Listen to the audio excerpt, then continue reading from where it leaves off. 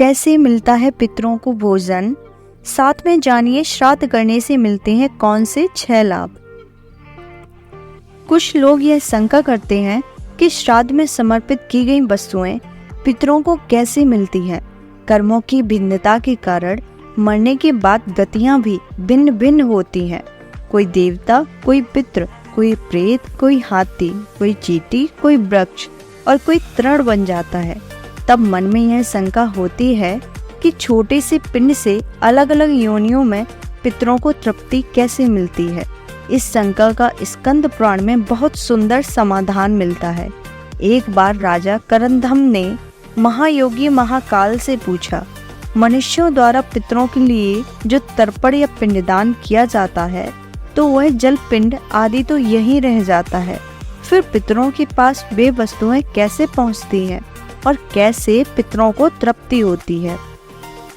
भगवान महाकाल ने बताया कि विश्व नियंता ने ऐसी व्यवस्था कर रखी है कि श्राद्ध की सामग्री उनके अनुरूप होकर पितरों के पास पहुंचती है।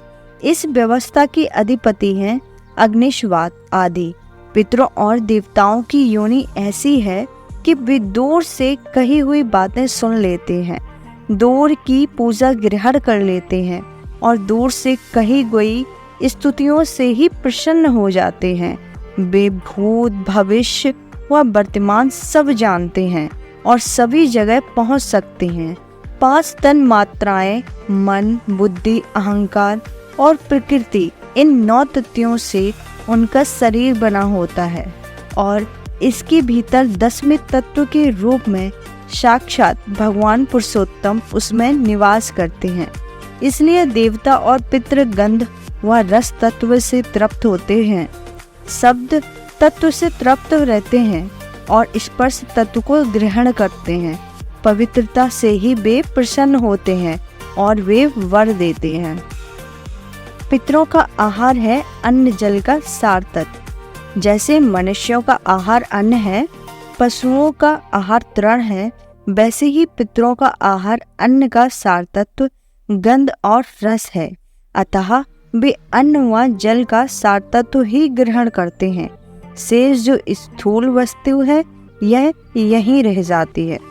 किस रूप में पहुंचता है पितरों को आहार?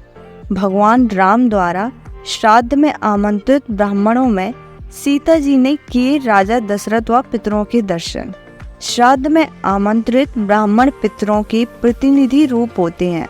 एक बार पुष्कर में श्री राम जी अपने पिता दशरथ जी का श्राद्ध कर रहे थे।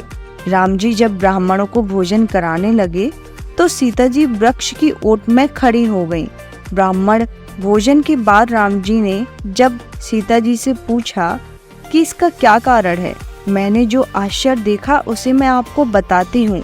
आपने जब नाम गोत्र का उच्चारण कर अपने पिता दादा आदि का आवाहन किया तो वे यहाँ ब्राह्मणों के शरीर में छाया रूप में सटकर उपस्थित थे।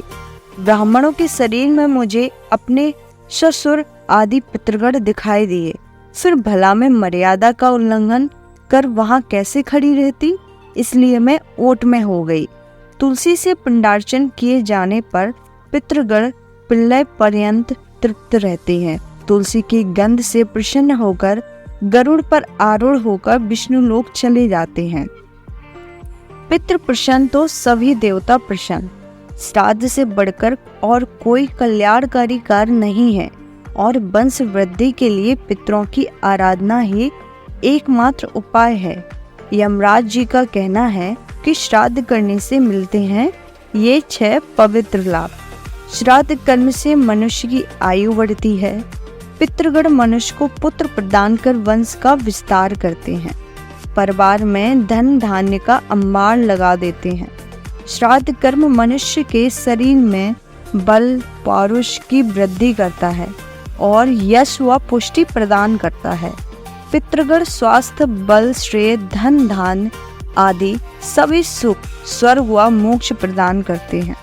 श्रद्धा पूर्वक श्राद्ध करने वाले के परिवार में कोई क्लेश नहीं रहता, वरन वह समस्त जगत को तृप्त कर देता है। वीडियो पसंद आया हो तो सब्सक्राइब, शेयर और ढेर सारा लाइक करना ना भूलें। धन्यवाद। जय हिंद।